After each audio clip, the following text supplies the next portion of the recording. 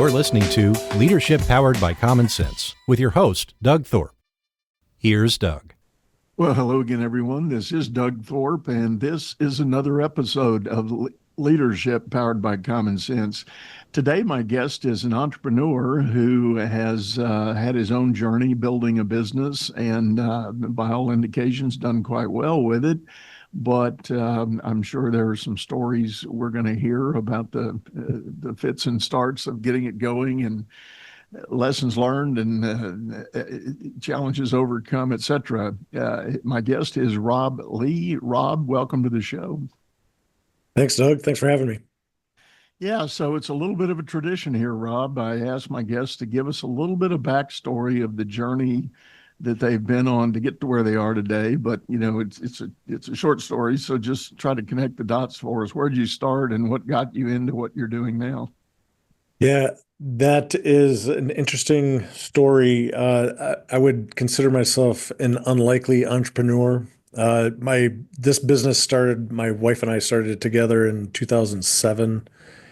Both of us are actually unlikely entrepreneurs. I graduated from Michigan State University with a degree in forest and resource conservation. Ended up in Missoula, Montana, working for the U.S. Forest Service. I was a wildland firefighter. I met my wife, Lori, there. She was a wildlife biology major at the University of Montana.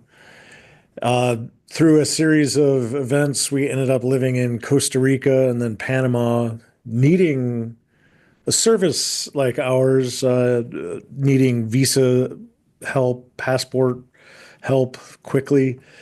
And at the time, we didn't think anything of it. We ended up back in Chicago. My wife's from Chicago, and we ended up here unexpectedly in 2007. And that's where the beginning of the journey of an entrepreneur started, almost with we have nothing to lose, so why not try it? Love it. So talk about the business. What is it exactly? You said you had a personal need for what you're now doing, and so that was the seed, but what has it grown into? Exactly. It was a seed to what we do is help people get U.S. passports in as little as 3 business days. When we started, we could get a passport in less than 24 hours, which was kind of like that was like a miracle at the time. Now it's a little bit slower, but we had a couple of different passport emergencies, one of which we were on our way to South Africa, and my wife's passport had stamps in every page, and we got to the immigration in South Africa, and they're like, you can't come in. We're like, what? And she didn't have enough pages to put a sticker on, and like through a series of crying and pleading, we were able to get in. But when we got back to the U.S., we were living in Costa Rica. She had to get pages added to her passport. So we had this experience of needing a passport quickly, and her family knew of a guy in Chicago that could get a passport quick. And so that was the seed of the business. And what we do now, we expedite passports. And on top of that, probably more business focused around obtaining tourist and business and work visas to other countries throughout the world. So on the wall right behind me is the Chinese consulate in Chicago. That's probably our biggest service right now, is getting Chinese visas for business travelers, airline crew members, and tourists going to China. So that's where we're at now. Business has been thriving for the most part since we started back in 2007. Yeah. You know, it is interesting, and I'm not anywhere near the world traveler that a lot of folks I know may be, but I have had my own adventures getting out of the country and doing things. And just one of the inevitable things is, for those who aren't very frequent travelers, you kind of forget about the passport and visa requirements. Oh yeah. Perhaps until the clock has really run down for the do-it-yourself version of it. Oh yeah, that's our main source of business. You're just trying to file your own request individually.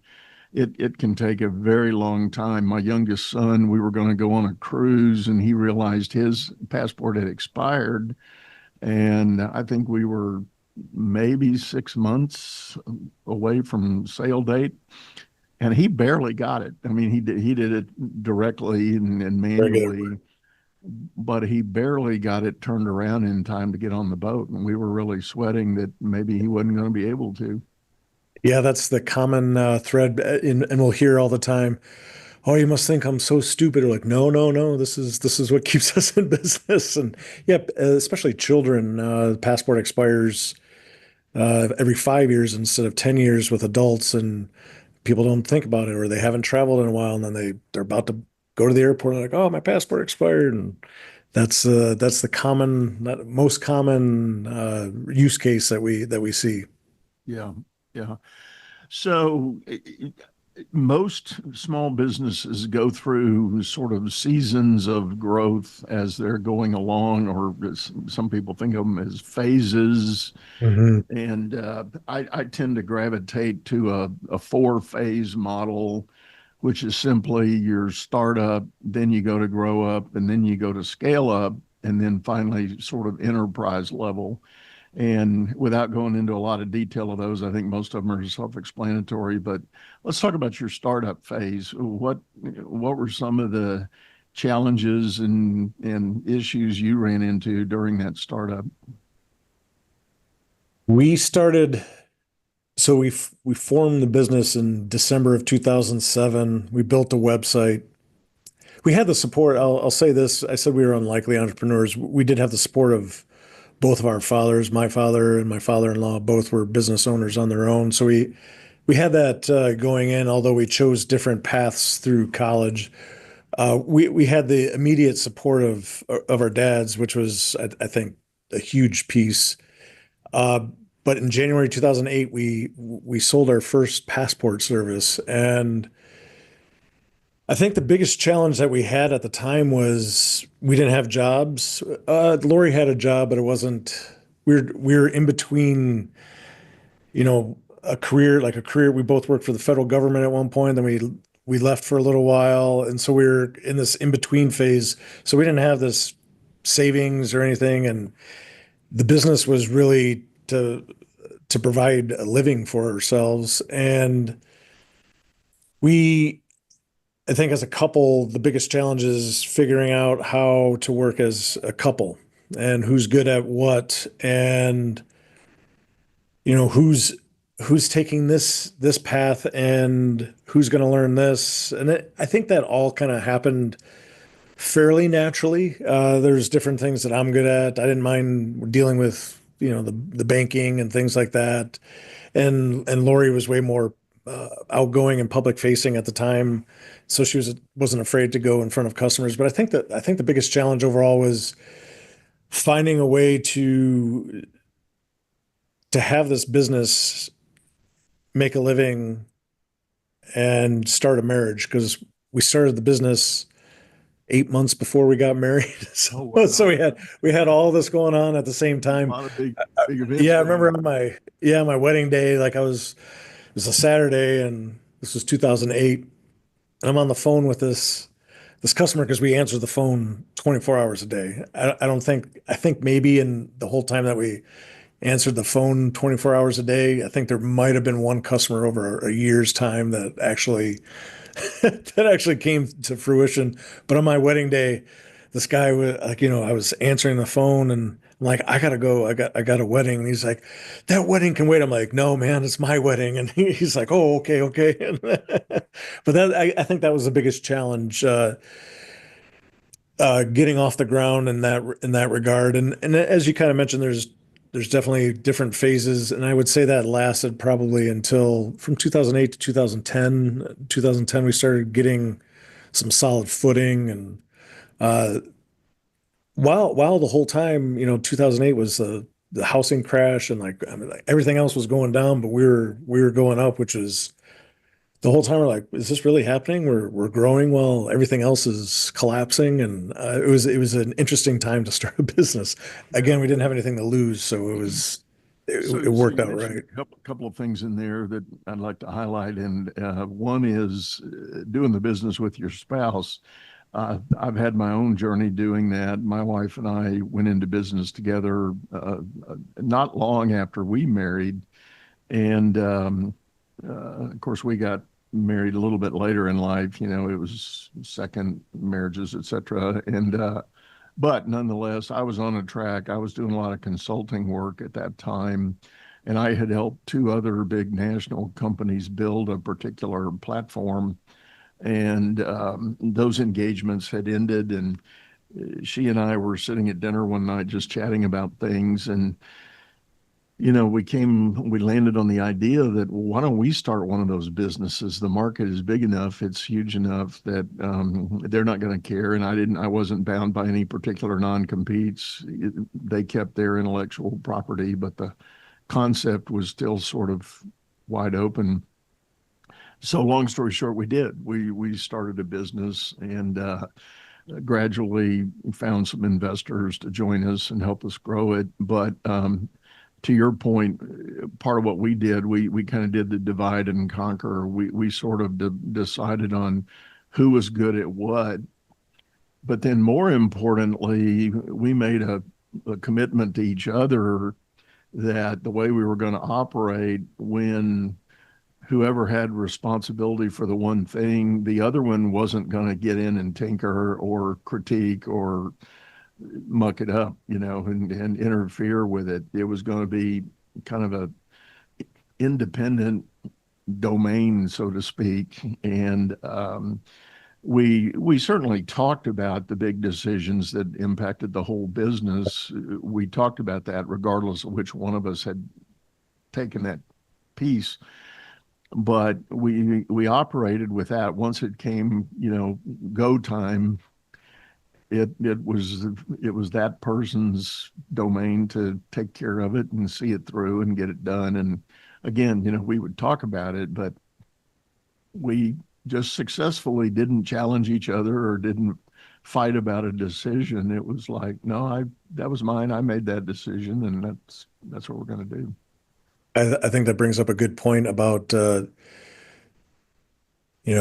proverbial taking ownership of what you're doing. Like if there was, we ironically at one point I was in charge of, or I still am, the bookkeeping and the finance and all that. And in our early years, we got audited, uh, which I guess every business at some point does. But like it was all on me. But Lori was really supportive. However, it was like, okay, for whatever reason, something happened. And I think that was one of the turning points of realizing, okay, we each have our own little domain. We're supportive of each other, as you said.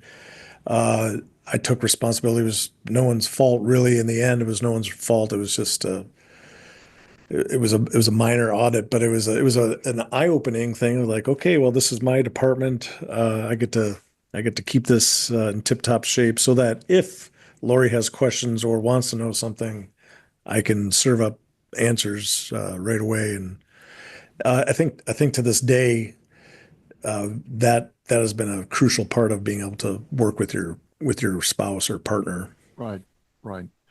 And it's hard. I mean, I know a lot of people that have tried, um, and I don't mean this to be a gender thing because it does cut both ways, but the majority of the experiences I've had, it's the man that started the business, and then the wife was invited to come in and join, and then they tried to do a division, but inevitably it got mucky, and then there was friction and tension, and I could go into the psychology of what might have been going on in their marriage, but you got to have a pretty strong marriage to be able to pull that off.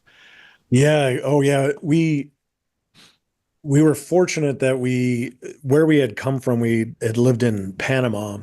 We managed a hotel or an eco lodge on the Caribbean coast, and we were working together 24 hours a day. Like we lived and worked in the place so we had that advantage. However, owning a business is yet another angle that's totally different than working for someone else together. Right. I really value the time that we had to work together beforehand because like you said, I think I think it's not even egos, but just personality conflicts. And I don't think every spouse is meant to be able to work with their spouse. With their spouse, Right. we just Right. Well, and take that one layer further. In my situation, we already had children together that were, they were in high school and beyond, and we did choose to bring them into the business to help. But one of the rules I had when we did all that, I set the kids down and I said, when we're at work, it's work. It's not mom and dad. It's business. And I'm not telling you you have a higher standard to meet, but you have the same standard as I have of all my employees. And if I catch you cutting a corner, there will be consequences.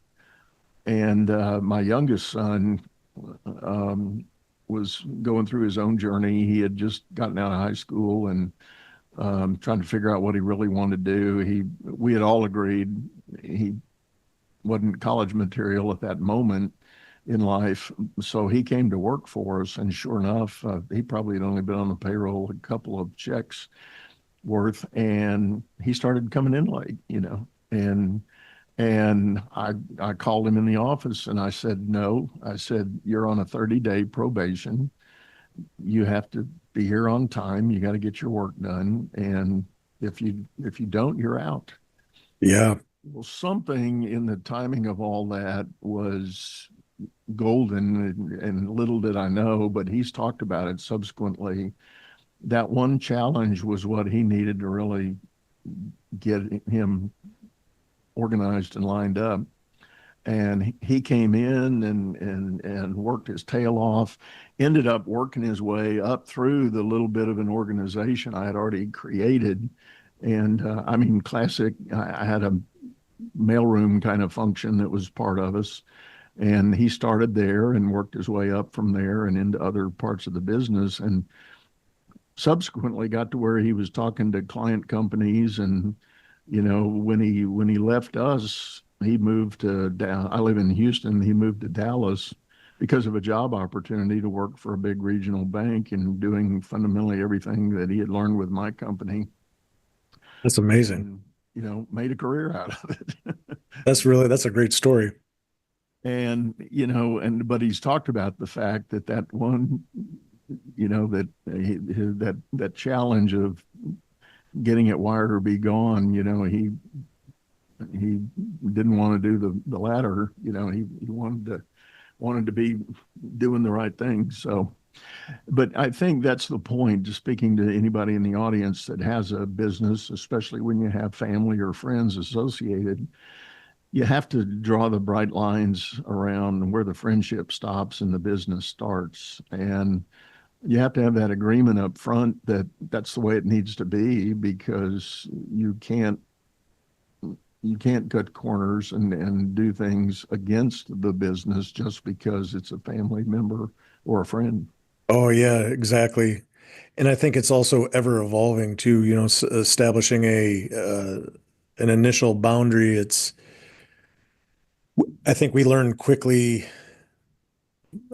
relatively quickly where the boundary was, or if someone said something along the lines like, I can't talk about work right now, like we'd work, as a business owner, especially when you start out, you're working whatever hours it takes to work, whether it's the weekend or you're on vacation, you're doing stuff. And there was a point where it was, well, I see that you need to work and I'm not able to work right now. And there's this loose boundary, like, okay, yeah, if you don't want to work, it's fine.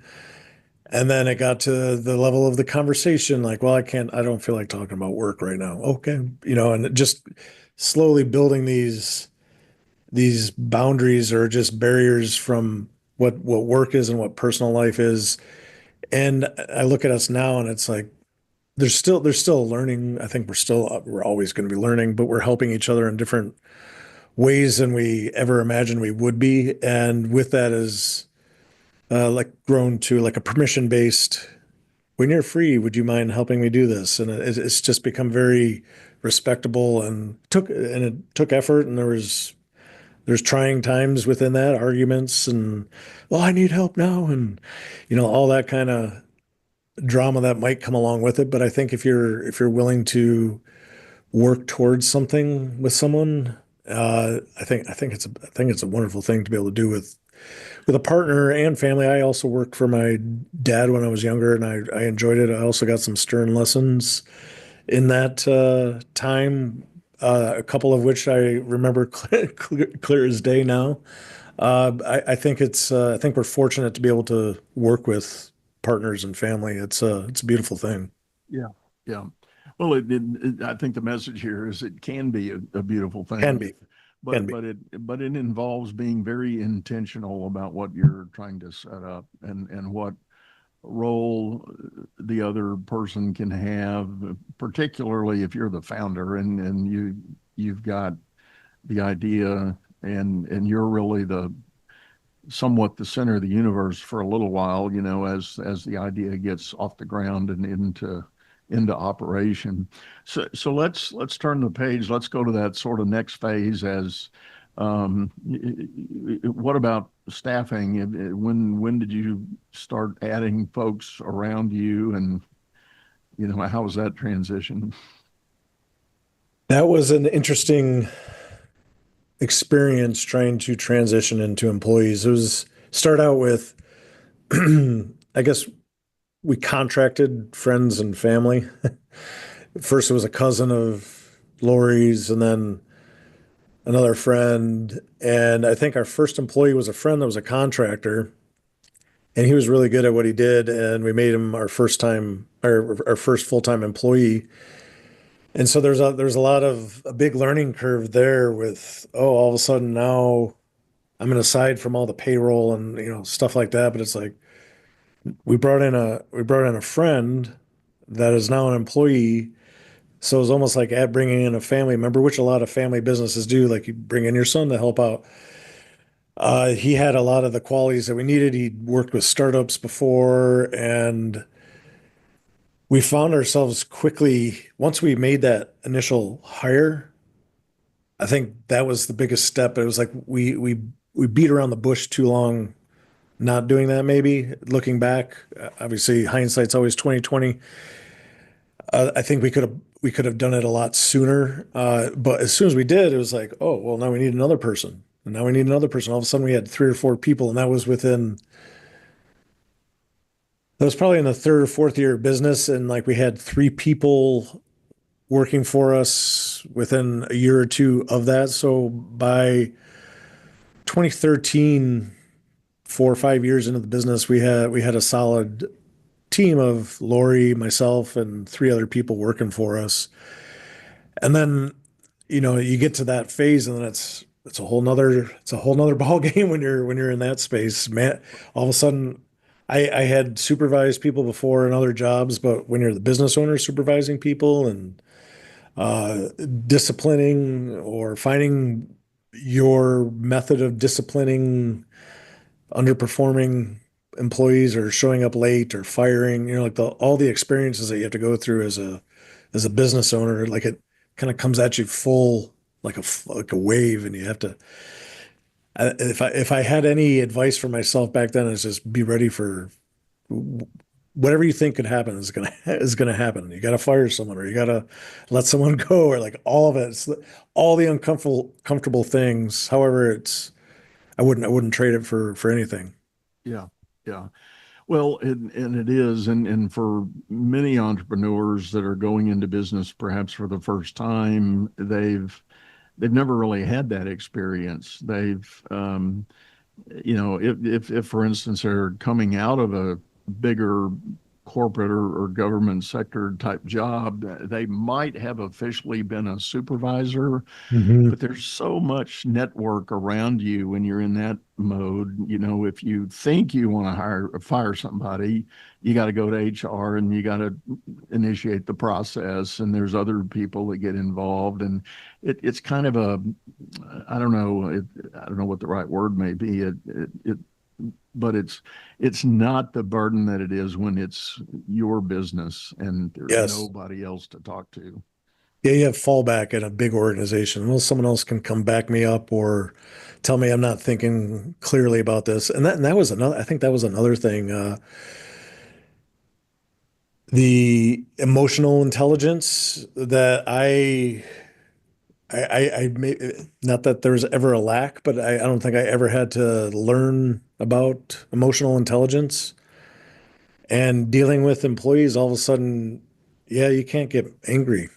You can't react like you can, but reacting or being angry creates a whole nother situation. So as a business owner, kind of having to carry all the weight as opposed to a bigger organization where there's HR or whoever, all of a sudden I'm like, oh, I better start learning how to handle things that trigger me, or like all of a sudden I had to learn a whole new skill set that I didn't know even existed, perhaps. Right. Right. And I think that was probably the biggest wake up that happened when we started hiring people. It's like, oh, well, there's a whole different level of dealing with people. Like, just you can't ignore someone, but you can't get angry. Like there's and you can't be too easy. Like there's just all these learning how to navigate Yeah. through all that. Well, let me ask you about the notion of delegation. That's usually also very hard for a founder entrepreneur, kind of letting go of something, some part, some piece. Any experiences there for you in that level? Yes, currently, right now, I'm experiencing that at a higher level. So it's interesting you're talking about all these different levels. It happens, there's different experiences at each level. But early on, I would say relinquishing control of the fact that someone might have a good idea or what they're thinking on how to do something might be better than yours. I don't think that there's ever a point where I was like, no, no, I'm the owner. This is how it goes. But there's this, I think maybe this mindset. Well, this is my baby, or this is mine, and I know what's best for mine. And I don't think there was a specific event that happened. However, I quickly realized that the people, like, we hired people that were smart and intelligent, and they're hired for a job, but also they all have an opinion. And I think letting go of the idea that my or our Lori is in my way was necessarily the right way. So I think opening up to allowing your team to contribute to things was probably one of the biggest things to let go of early on. And then as you kind of went through, like right now, it's separating higher level tasks. I mean, it's like as the business grows, like we're kind of in between large startup, or well, we're way beyond startup phase, but we're kind of entering the enterprise realm of business. But there's a whole different set of things that I'm learning to let go of right now, and it's There is. evolution.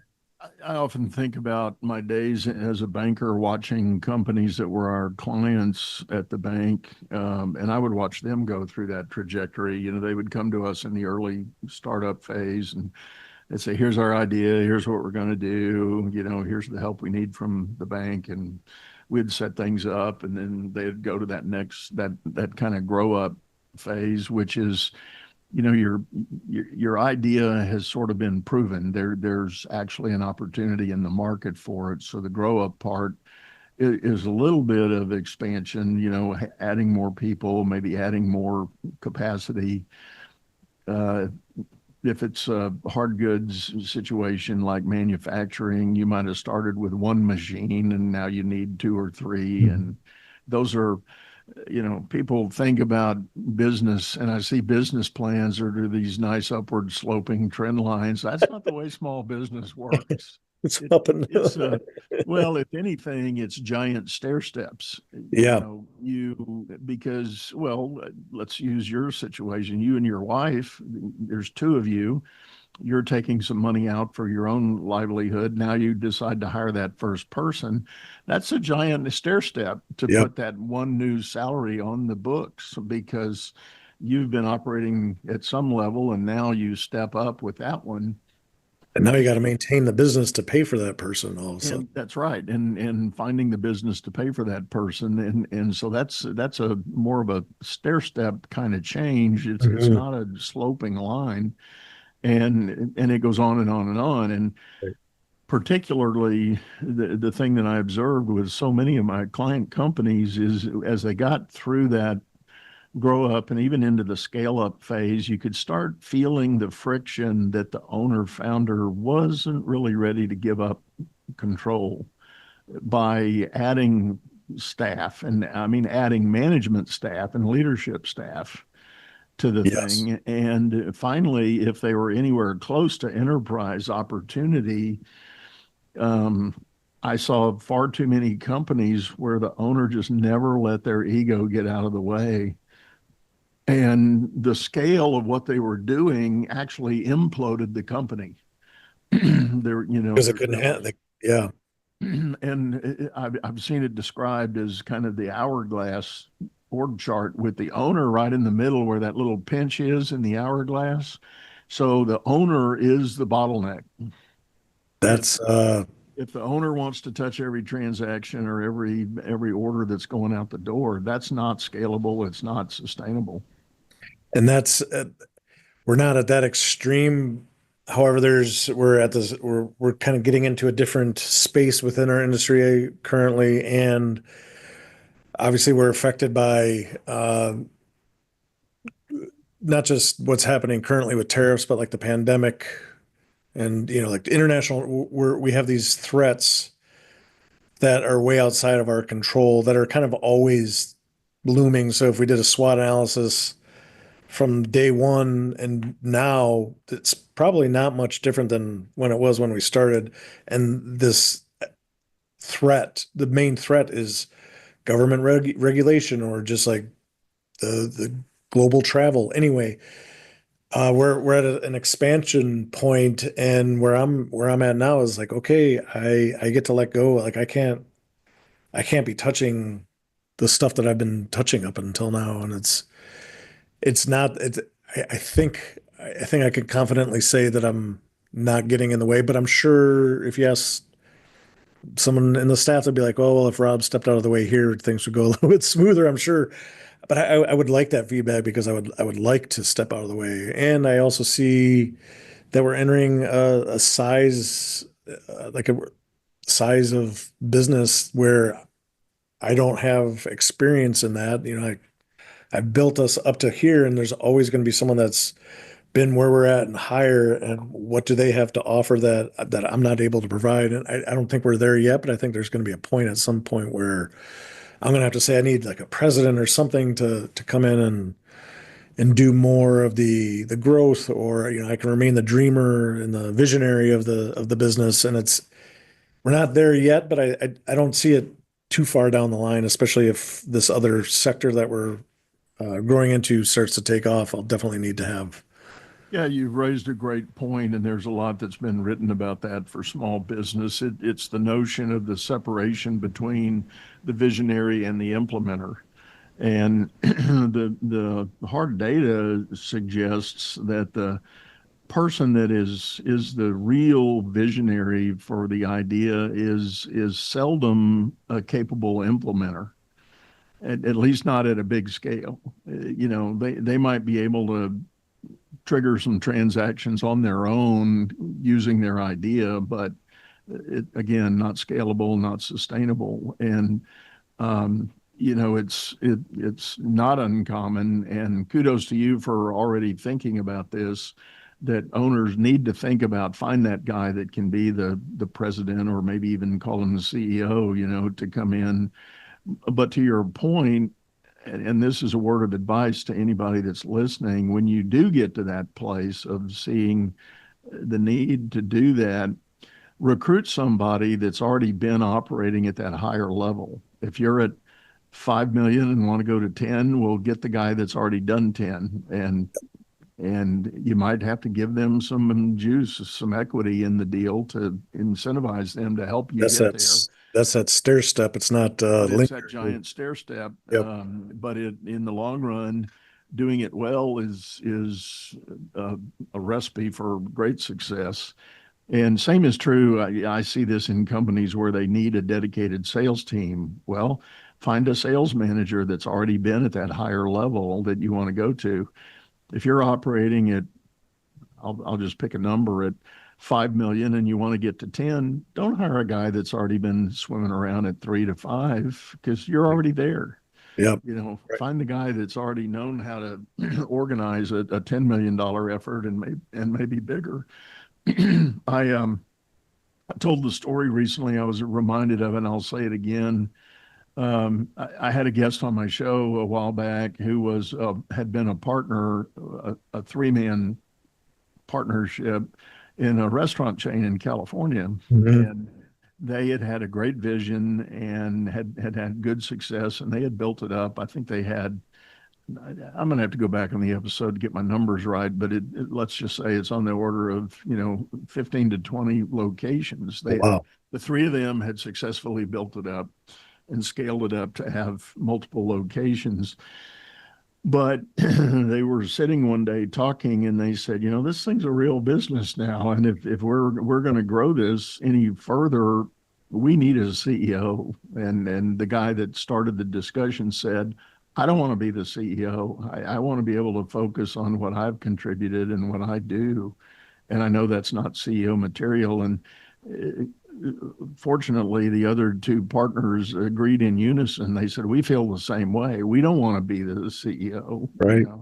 So together, the three of them went out to the market. And what did they do? They found a guy that had run multi-million-dollar restaurant chains, and they grew it up to, I think, about 100 locations, and ended up, they were successfully sold the whole thing for $100 million. So that's amazing. Brilliant move to give up that. And there's ego involved. You have to be very emotionally intelligent to say, this is a more important decision than my pride, Right.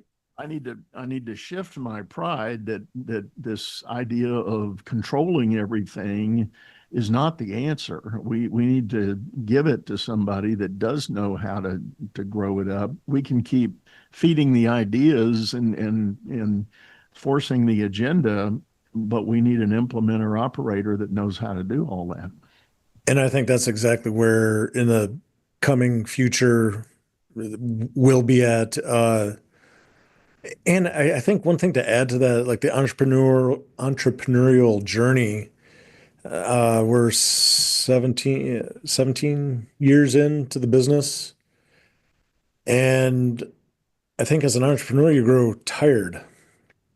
I mean, I want to keep going, but you're tired at points. And I think to get, to an enterprise level, for instance, you're digging in, some of the work that you have to put in is it's like restarting the startup again, and you have to drive and go, and without support of someone else, you're doing this all on your own. And at some point, either like a health episode or something, if you're not taking care of yourself and you don't have support from someone that knows, I think you're setting yourself up for potential disaster, because you're going and going and going, but you've already been through burnout how many times since then, and it's only going to happen again. But we're doing the same thing over and over and over, and at some point we're going to need someone to be like, I can take that and run. Just tell me what to do. And I think that's a brilliant. It's that big step, though. It's like maybe the biggest step of all the steps is saying, I need to hire someone to run my business. So, letting go of that's letting go of a lot right there. So, Rob, on your website and in your information, you've talked about you've served about 175,000 clients. So, if I may ask, what kind of business is that financially? I mean, what's your annual topside revenues these days? Yeah, we're at about, last year we were about 2.5 million. Okay. And we're looking. There's the current climate with trade and tariffs and things like that we haven't felt it yet, but we're hoping to keep growing through that, and hopefully with this, we have a new project where we're getting into the technology space, within travel. So it's within what we're doing. We're building a software as a service application currently, which is hopefully by July 1st will be version 1 will be released. And we're hoping that drives revenue and hopefully in the next couple of years, bringing us closer to the $5 to $10 million range. Yeah. Great. Well, congratulations on that journey and everything you've done with it. Tell the folks the website name or how they get a hold of you if they're interested in getting your help with their travel. Yeah, absolutely. Our company is Swift Passport and Visa Services. You can find us at swiftpassport.com. We help people traveling on their own or ideally businesses that have international travel. We do, I would say 70% of our work is business travel related, business trips to China, India, Brazil, places like that. You can reach me at my email if you ever have questions, rob@swiftpassport.com. Also on LinkedIn, any of the social media networks as well. Great. Well, as always, folks, we'll have those links in the show notes. So make a mental note to check that out when you have a need and give Rob a shot at helping you out with your travel requirements. But one last time, Rob, thanks for sitting in. Really appreciate you sharing your story. Well, thanks for having me, Doug. This has been a pleasure. You bet. And this is the point of the show, folks. I like to remind you that we do have a video version of this over on YouTube, channel by the same name. Please hop over there, subscribe to the channel if you will, or leave us a comment, give us recommendations on any topics or guests you might like to hear from in the near future. We'll be happy to entertain those. But I think for now, we're going to sign off, say goodbye, go out there and make it a great day. You've been listening to Leadership Powered by Common Sense, hosted by Doug Thorpe. If you would like to know more about the coaching and advisory services he provides, visit dougthorpe.com.